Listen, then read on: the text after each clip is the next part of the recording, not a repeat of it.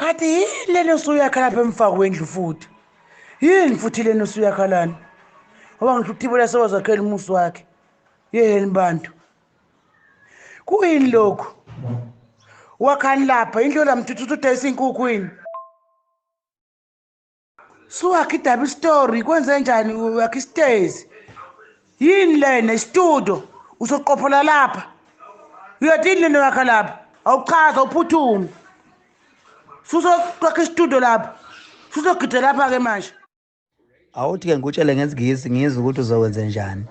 Ngakha i-entertainment area. Ufuna ukubona uzothini. Yini ngathi ngibuya kuzwe ngaze umuntu esitutha.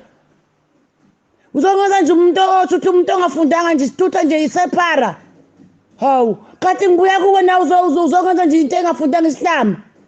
Ngiyangibhala phela lapha kwa Facebook. Wathwele yena uWelile akakwasi ukubhala, uWelile lepho sekusile lakhe. Hayi wena mani, usunge nje isitutha kangaka.